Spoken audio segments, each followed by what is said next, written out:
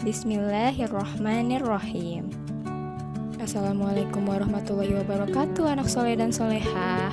Salam kangen dari semua ibu bapak guru di sekolah. Anak-anak, tahukah kalian siapakah Abu Bakar Ash-Shiddiq? Ada yang sudah mengenalnya? Benar, beliau adalah sahabat Rasulullah yang paling setia. Dialah Khulafaur Rasyidin terpilih yang dijamin masuk surga. Sebagai muslim, kita sudah sepatutnya menjadikan akhlak para sahabat Nabi sebagai panutan. Yuk kita simak dulu kisahnya.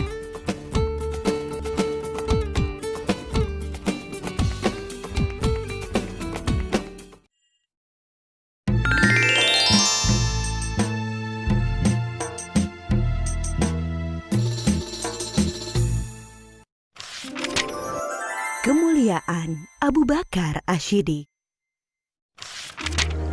Abu Bakar bernama asli Abdullah. Lahir di Mekah 2 tahun 2 bulan setelah kelahiran Rasulullah Shallallahu Alaihi Wasallam. Ia dipanggil Abu Bakar karena ia sering menjadi pelopor kebaikan. Abu berarti bapak dan Bakar berarti segera atau dini atau awal. Sebab itu, beliau selanjutnya disebut Abu Bakar. Sejak kecil, Abu Bakar senang sekali berbuat kebajikan dan hal-hal terpuji. Salah satu sahabatnya berkata, "Sesungguhnya engkau selalu menyambung tali silaturahim, selalu berkata benar, banyak menanggung kesulitan orang lain, menolong orang-orang yang menderita, dan menghormati tamu." Begitu kesaksian Ibnu Dugunah, sahabat Abu Bakar. Abu Bakar termasuk orang yang paling utama masuk Islam. Ia adalah sahabat Nabi Muhammad Shallallahu Alaihi Wasallam yang paling setia, mendampingi Rasulullah sejak masuk Islam sampai meninggal. Ketika Nabi Muhammad Shallallahu Alaihi Wasallam berhijrah dari Mekah ke Madinah, Abu Bakarlah yang menemaninya. Pada saat itu, Kamis 27 Safar tahun ke-14 kenabian, waktu tengah hari, Rasulullah Shallallahu Alaihi Wasallam mendatangi Abu Bakar di rumahnya. Abu Bakar berkata, "Demi Allah, beliau tidak akan kemari pada saat begini, kecuali ada urusan penting." Beliau mengabarkan kepada Abu Bakar bahwa Allah Subhanahu wa Ta'ala telah mengizinkannya untuk hijrah ke Madinah. Setelah memastikan rencana hijrah, Rasulullah Shallallahu Alaihi Wasallam pulang ke rumah sambil menunggu waktu malam tiba. Pada hari yang sama, para tokoh kafir Quraisy sedang mengepung rumah Rasulullah Shallallahu Alaihi Wasallam. Mereka berniat akan membunuhnya. Setelah lewat tengah malam, mereka meyakini inilah cara terakhir untuk menghentikan Rasulullah berdakwah kepada Islam. Ketika malam semakin larut, Rasulullah keluar dari rumahnya menuju rumah Abu Bakar tanpa diketahui oleh orang-orang yang memusuhinya. Lalu mereka berdua berusaha keluar dari Mekah sebelum fajar menyingsing. Mereka justru menuju ke arah Yaman, arah selatan Mekah, tidak langsung menuju ke Madinah. Setelah sampai di dekat bukit yang tinggi dan terjal, mereka berdua berencana bersembunyi. Abu Bakar membantu Rasulullah Shallallahu Alaihi Wasallam sambil menggendong naik ke atas bukit.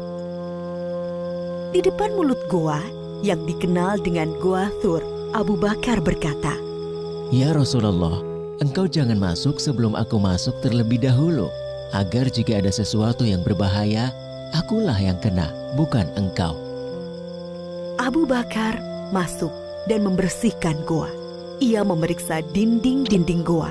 Lalu Abu Bakar menyobek kain yang dipakainya untuk menyumbat lubang-lubang yang ada di dinding goa. Setelah itu ia berkata, "Silahkan masuk ya Rasulullah." Rasulullah masuk ke dalam goa, lalu menyandarkan kepalanya ke sebuah batu dan memejamkan mata. Abu Bakar menjaganya. Tiba-tiba kaki Abu Bakar disengat oleh binatang berbisa dari balik lubang yang disumbatnya.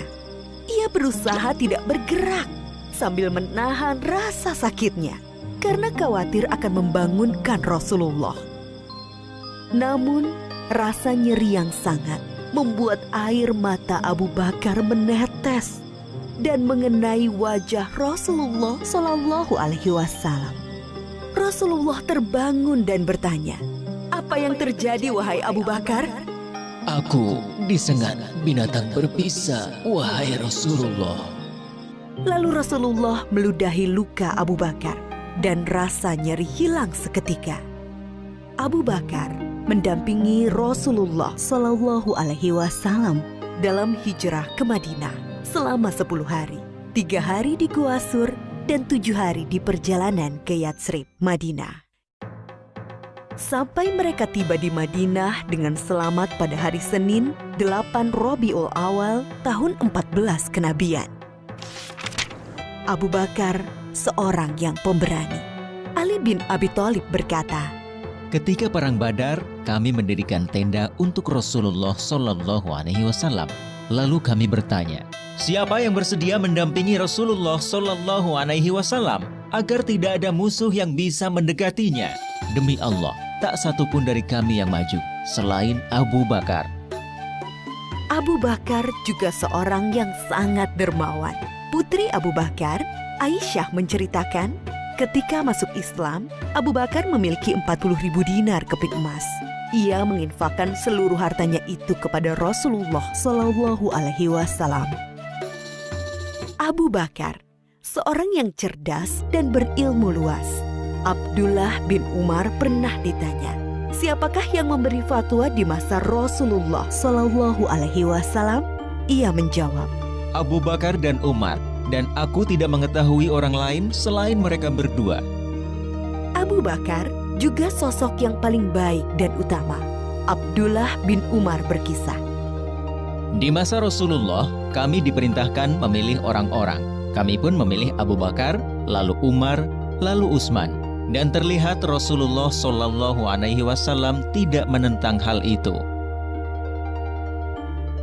Abu Hurairah berkata, Rasulullah Shallallahu Alaihi Wasallam bertanya, siapa di antara kalian yang puasa hari ini? Abu Bakar menjawab, Aku. Rasulullah Shallallahu Alaihi Wasallam bertanya lagi, siapa yang ikut mengantar jenazah? Abu Bakar menjawab, Aku. Rasulullah Shallallahu Alaihi Wasallam bertanya lagi, siapa yang memberi makan orang miskin hari ini? Lagi-lagi Abu Bakar menjawab, Aku. Rasulullah Shallallahu Alaihi Wasallam bertanya lagi, siapa yang menjenguk orang sakit hari ini? Abu Bakar menjawab, Aku. Lalu Rasulullah bersabda, tidaklah semua perkara yang aku sebutkan tadi dilakukan oleh seseorang, melainkan orang itu akan masuk surga. Ketika Rasulullah Shallallahu Alaihi Wasallam jatuh sakit, kemudian sakitnya semakin parah, beliau bersabda, suruhlah Abu Bakar untuk menjadi imam sholat. Sebagian ulama sahabat memahami bahwa perintah ini adalah petunjuk Nabi Muhammad Shallallahu Alaihi Wasallam bahwa Abu Bakar adalah sahabat yang paling utama. Rasulullah juga pernah berpesan kepada Bilal sahabatnya, wahai Bilal, jika waktu sholat telah tiba dan aku belum datang, mintalah Abu Bakar menjadi imam. Oleh karena itu, setelah Rasulullah Shallallahu Alaihi Wasallam wafat, Abu Bakar dibaiat sebagai pengganti pemimpin umat Islam. Ia menjabat sebagai khalifah selama sekitar 3 tahun.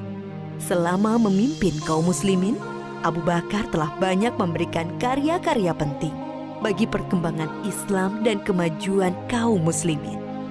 Antara lain, memerangi orang-orang murtad yang keluar dari Islam, melanjutkan rencana pengiriman pasukan Usamah bin Zaid yang sebelumnya telah dipersiapkan oleh Rasulullah Shallallahu Alaihi Wasallam, memerangi para pembangkang zakat, memerangi nabi palsu Musailamah al-Kadzab, dan membukukan Al-Quran. Ide pembukuan Al-Quran datang dari sahabat Umar radhiyallahu anhu. Awalnya, Abu Bakar berkali-kali menolak pendapat itu. Namun setelah terjadi diskusi panjang. Akhirnya Abu Bakar menerima hal tersebut. Lalu Abu Bakar memanggil sahabat Zaid bin Sabit, yaitu sahabat yang menjadi pencatat wahyu di masa Nabi Muhammad SAW. Dia bercerita kepadanya. Sesungguhnya Umar telah mendatangiku dan ia berkata kepadaku, banyak sahabat penghafal Al-Quran yang gugur dalam perang Yamamah, yaitu perang melawan Musailamah Al-Kazab, sang nabi palsu dan pasukannya. Aku khawatir peristiwa serupa juga menimpa para qurra, para penghafal Al-Quran dalam peristiwa lainnya. Akibatnya akan hilang sebagian besar dari Al-Quran. Wahai Zaid, engkau anak muda yang cerdas.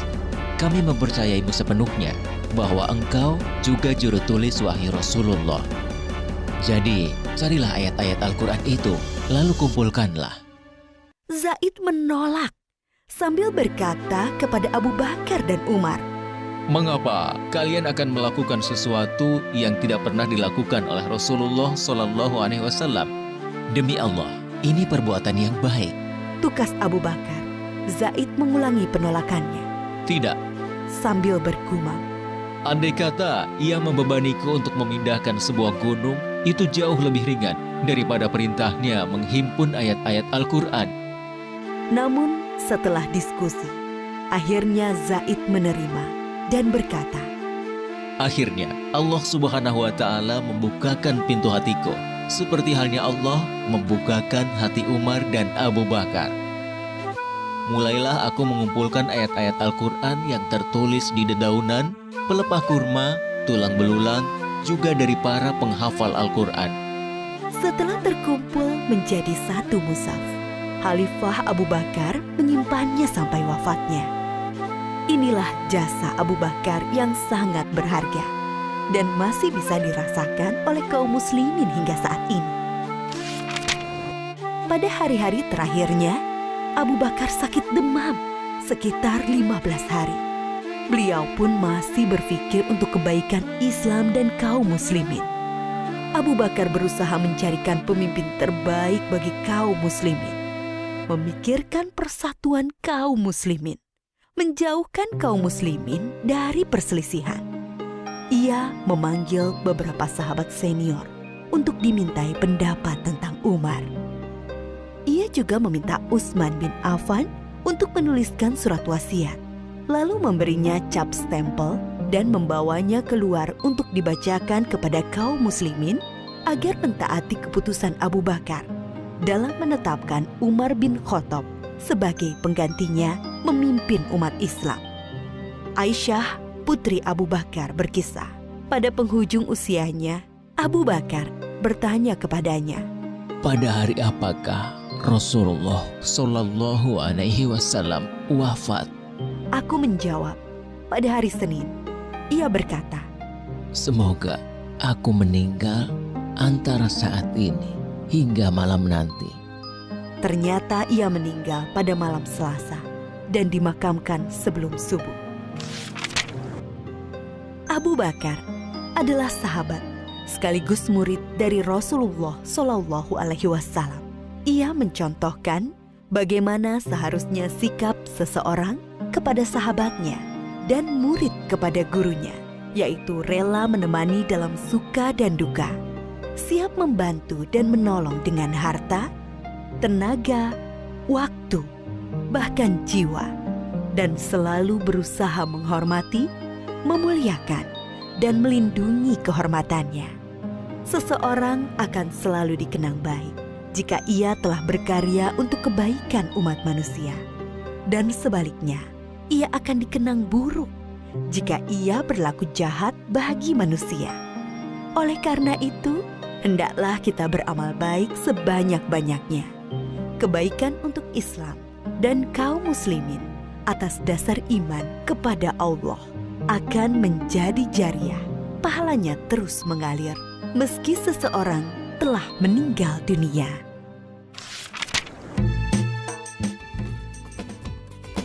Masya Allah, betapa mulianya Abu Bakar As-Siddiq.